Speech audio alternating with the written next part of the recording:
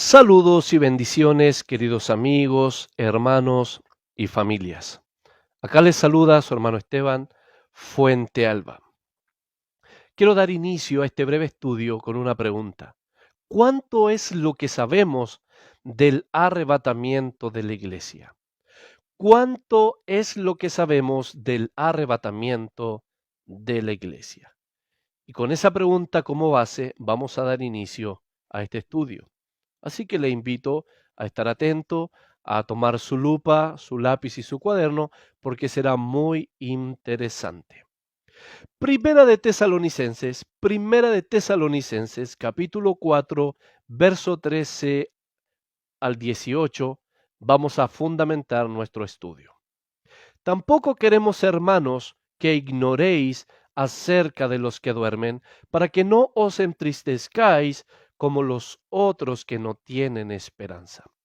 La palabra ignorar se traduce de la palabra griega agnoe, y significa no tener información y ser un ignorante.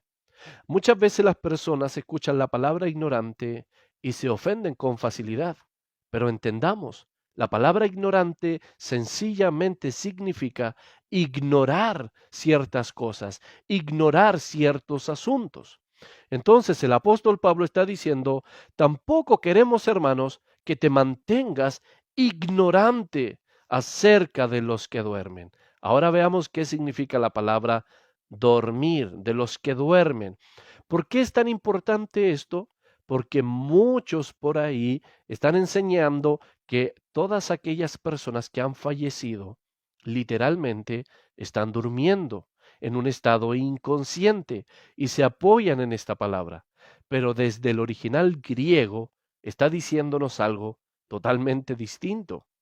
Para que no os entristezcáis como los otros que no tienen esperanza. Muy bien, el apóstol Pablo usa la palabra, no queremos que ignoren, no queremos que se mantengan sin información, no queremos que sean ignorantes respecto a los que duermen. La palabra griega es koimao, y significa los que han fallecido. Los que han fallecido, mis queridos hermanos, amigos y familias. La Biblia jamás nos presenta que los muertos, que todos aquellos que han partido de este escenario, se encuentran durmiendo de una manera literal, esperando un día ser despertados. La Biblia no nos dice eso. Y el apóstol Pablo lo muestra y lo vamos a exponer. Para allá vamos. Entonces dice, no sean ignorantes respecto a los que ya han fallecido, para que no se entristezcan como los otros que no tienen esperanza. Los otros que no tienen esperanza, por supuesto, son aquellos incrédulos, los seculares, el hombre natural, todo aquel que no tiene a Cristo. Cuando pierde un ser querido, cuando se le muere la esposa, los hijos, el esposo, etcétera, etcétera, no tiene esperanza. Piensa que todo se acabó, pero no así la iglesia de Jesucristo. Nosotros sabemos, entendemos, lo creemos, porque la Biblia lo ha prometido. Un día nos volveremos a ver. Un día nos volveremos a reencontrar. Porque si creemos que Jesús murió y resucitó, ahí está la confirmación de la promesa, ¿por qué nosotros sí debemos tener esperanza? Aquí Pablo está diciendo por qué. Porque si creemos que Jesús murió y resucitó, cuando Jesús murió, estaba inconsciente, esperando a ser despertado, estaba durmiendo. Debería hacerse esa pregunta. Porque si creemos que Jesús murió y resucitó, así también traerá Dios con Jesús a los que durmieron en él. Si queremos hacer una muy buena exégesis de la Sagrada Escritura, es necesario, hermanos, interpretar palabra por palabra, aunque a muchos no les parezca. Pero según estudiosos de la Biblia, hombres con títulos, hombres expertos en la materia, aconsejan, Si quieres hacer una muy buena exégesis de los textos, debes interpretar palabra por palabra, extrayendo desde su original, desde su original. Mire, observemos este texto con lupa. Porque si creemos que Jesús murió y resucitó, así también el símil, la comparación exacta, así también, número uno, traerá Dios, número dos, con Jesús, a los que, número tres, a los que durmieron en él. Tres palabritas destacadas. Traerá Dios con Jesús a los que durmieron en él, a los que durmieron en él. Observemos estas palabritas con lupa. La palabra traerá es la palabra del griego hago, y significa guiar y arrear, como un pastor cuando va guiando a sus ovejas. Muy bien. Dios traerá con Jesús, es decir, Dios arriará con Jesús. ¿Qué significa la palabra con? La palabra con del griego es la palabra sun.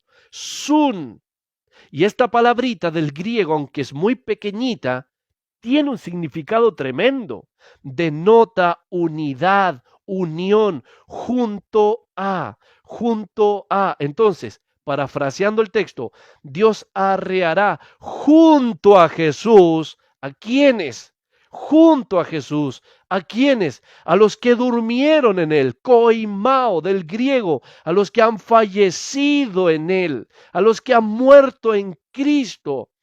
Dios traerá junto a Jesús a los que durmieron, a los que han muerto en él. A los que han muerto en él. Muy bien, presentemos el texto. A los que han muerto en él, a los que han muerto en Cristo, a los que han muerto en Jesús. ¿Por qué Dios los guiará junto a Jesús? ¿Por qué? Respuesta, porque están con Jesús. Por eso Dios los arriará, los guiará junto a Jesús, porque están con Jesús. Eso es muy importante. Sigamos. Segunda de Corintios capítulo 5 versos 6 al 8. Así que vivimos confiados siempre y sabiendo que entre tanto que estamos en el cuerpo, estamos ausentes del Señor, porque por fe andamos, no por vista, pero confiamos y más quisiéramos estar ausentes del cuerpo y presentes al Señor. Nosotros, mis queridos hermanos, al morir en este mundo, al cerrar los ojos en este mundo, automáticamente los abrimos en otro lugar. La pregunta para ustedes y para mí, por supuesto, para reflexionar como creyentes, como cristianos, ¿estamos preparados para morir? ¿Estamos preparados para el día de nuestra muerte? ¿Estamos preparados para encontrarnos con nuestro Creador? ¿Estamos preparados para enfrentarnos a la eternidad? Si nosotros hoy morimos, si llega la hora de nuestra muerte, ¿nos vamos con Él? ¿Morimos en Cristo o morimos en Adán? ¿Morimos en Cristo o morimos en Adán?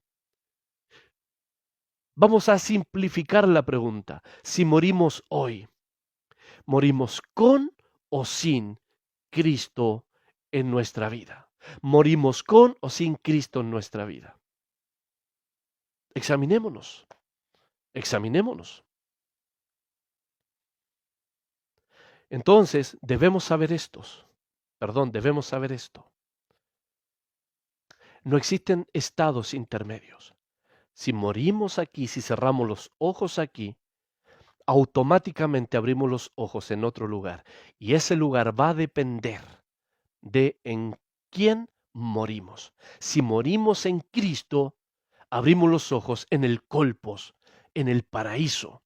Si morimos sin Cristo, abrimos los ojos en el Hades, y allá no hay iglesia, Allá no hay predicadores, etcétera, etcétera. Ya no hay oportunidad, mis queridos hermanos. Allá en el Hades no existe el tiempo. Todos los seres, todas las personas viven un eterno presente, un eterno presente. Cuando morimos y abandonamos este mundo, automáticamente entramos en otra atmósfera. Entramos a algo atemporal, donde no existe el tiempo. Es muy importante. Entonces, mis hermanos, les animo, les exhorto, acerquémonos a Jesucristo cada día acerquémonos al Señor. Sigamos, como dice Hebreos, sigamos la santificación. Cada día, como dice Apocalipsis, el que es santo, santifíquese más, por supuesto, para que el día que nos toque partir de este escenario, podamos encontrarnos con nuestro Señor, con nuestro Creador. Usted sabe quién le va a recibir, por supuesto. Me imagino que usted sabe quién nos va a recibir. Recuerde al joven Esteban. Recuerde al primer mártir de la iglesia. Cuando estaba siendo apedreado, vio el cielo abierto y al Hijo de Dios sentado en el trono del poder de Dios con los brazos extendidos. Ven, te estoy esperando. El Señor nos va a recibir, mis queridos hermanos. Ánimo. Continuamos. Por lo cual os decimos esto en palabra del Señor, que nosotros que vivimos, que habremos quedado hasta la venida del Señor, no precederemos a los que durmieron, porque el Señor mismo, con voz de mando, con voz de arcángel y con trompeta de Dios, descenderá del cielo, y los muertos en Cristo resucitarán primero. Muy bien, vamos a estudiar este versículo. La palabra el Señor mismo se traduce del término griego curios, y significa amo absoluto, amo supremo. Será el Señor mismo y no otro personaje. Será el Señor mismo y no otro personaje. En vista de que la palabra Señor significa amo absoluto, quiero preguntarte, nosotros los creyentes somos buenos para decir Señor en nuestras oraciones. Señor, te pregunto, mi querido hermano, ¿el Señor es el amo absoluto de tu vida, de tu matrimonio, de tu familia, de tu casa? ¿Él es el amo absoluto de tu vida? Sigamos avanzando. Luego dice con voz de mando. Con voz de mando es la palabra griega keleusma, con cada kilo, keleusma, y es una llamada y un grito de convocatoria. Es una llamada y un grito de convocatoria.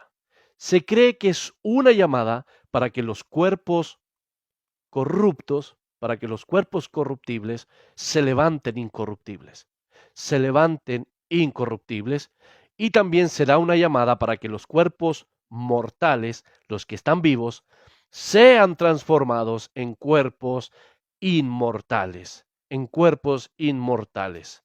También se cree que será una convocatoria para causar un avivamiento en la nación de Israel, en la nación de Israel. Recuerde usted que según la postura pretribulacionista, el arrebatamiento ocurre antes de la tribulación, antes de la tribulación. Pero bueno, entonces se cree que ese voz de mando es para causar un avivamiento en la nación de Israel, vale decir, en los 144,000 predicadores judíos que levantará el Señor. Y también se cree que la voz de mando es la voz personal de nuestro Señor Jesucristo como omnipotente y conquistador, como omnipotente y conquistador. Y no solo eso, el apóstol Pablo dice con voz de mando, con voz de arcángel, con voz de arcángel. Muchos han tomado esta expresión para enseñar, y también se han apoyado en otros textos, por supuesto, para enseñar que el arcángel Miguel de las Escrituras es Jesucristo, que son el mismo personaje. pero no estoy muy de acuerdo con eso. Obviamente que no vamos a entrar en ese detalle, pero no estoy de acuerdo con eso. Y para eso, por supuesto que tengo mis fundamentos en las escrituras. Pero la expresión voz de arcángel desde el original griego quiere decir algo muy diferente. Algo muy diferente. No es el arcángel el que viene a convocar a los santos del Señor. Por supuesto que no. Dice voz de arcángel, con voz de arcángel. Y la palabra griega es foné arcángelos, y es una palabrita compuesta. Es algo muy hermoso que nos presenta el texto griego, las palabritas compuestas. Es la unión de raíces. Recuerde que cada palabra tiene una etimología, cada palabra tiene una raíz, y una palabra compuesta puede ser de dos, de tres, hasta más palabras. Pero cuando tenemos una palabra compuesta por dos palabritas, son dos raíces que son unidas, formando una sola raíz, formando una sola raíz. Yo encuentro maravilloso eso que nos presenta la Biblia, las palabras compuestas desde el original griego. Muy bien, foné arcángelos es una palabra compuesta. Número uno, la palabra arjo, que significa primer gobernante, primero en rango político y en poder. Primer gobernante, primero en rango político y en poder. Y la palabra número dos es ángelos, mensajero y pastor. Y de ahí proviene arcángelos. ¿Qué significa esto? El Señor no vendrá, es lo que el apóstol Pablo está diciendo, que el Señor no vendrá como manso cordero y humilde pastor y humilde Raboni. No, el Señor vendrá como máxima autoridad. El Señor vendrá como máxima autoridad. También se cree que esta voz de máximo gobernante convocará a los ángeles como escoltas militares para acompañar al Señor y a sus santos por territorio enemigo de regreso al cielo. Y eso es bíblico. Nuestro Señor Jesucristo nos narra el suceso del rico y Lázaro.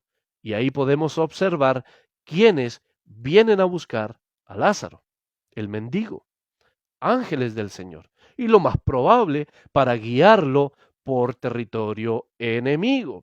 Recuerde usted que el apóstol Pablo nos dice dónde opera el enemigo. Y también, mis queridos hermanos, es importante porque en ese momento oiremos la voz del Señor y no otra voz. Y oiremos la voz de nuestro Señor como máxima autoridad, como máximo gobernante. Y todo, absolutamente todo, tendrá que obedecer. Tendrá que obedecer. Y luego dice, con voz de mando, con voz de arcángel y con trompeta de Dios. Y con trompeta de Dios. Se traduce de la palabra griega salpicteos, y significa, y hace referencia el instrumento natural utilizado en el servicio al Señor. El instrumento natural utilizado en el servicio al Señor. Mis queridos hermanos, cuando suene el chofar, se abrirán las tumbas y saldrán. El mar devolverá sus muertos y sucederá que los cuerpos muertos y los cuerpos de los vivos serán transformados en cuerpos incorruptibles en un abrir y cerrar de ojos, en un abrir y cerrar de ojos. Y Satanás el diablo y su imperio corrupto y su imperio de corrupción serán humillados públicamente y serán humillados, mis queridos hermanos, completamente cuando seamos reunidos de todas partes del mundo allá en el aire. Permítame leer Evangelio de San Juan, capítulo 5, verso 26 al 28. Porque como el Padre tiene vida en sí mismo, así también ha dado al Hijo el tener vida en sí mismo. Y también le dio autoridad de hacer juicio por cuanto es el Hijo del Hombre. No os maravilléis de esto, porque vendrá hora cuando todos los que están en los sepulcros oirán su voz, perdón, porque vendrá hora cuando todos los que están en los sepulcros oirán su voz. Qué maravilloso, mis queridos hermanos. Conoceremos la voz de nuestro Señor. Muy bien, continuamos. El verso 17. Luego nosotros, los que vivimos, los que hayamos quedado, seremos arrebatados juntamente con ellos en las nubes, los que están saliendo de abajo de la tierra, juntamente con ellos en las nubes para recibir al Señor en el aire, y así estaremos siempre con el Señor, y así estaremos siempre con el Señor. Y usted se preguntará, Esteban, si los que ya han muerto están con Jesús y Dios en el día del arrebatamiento los traerá con Jesús, entonces, ¿quiénes son los que están saliendo de las tumbas? Sencillo, son cuerpos transformados. Es decir, los muertos, mientras estaban con Jesús, tenían otro cuerpo, un cuerpo que solamente Dios conoce, una morada temporal allá en el cielo, una morada temporal. Pero cuando vienen con Jesús, ¿vienen a qué?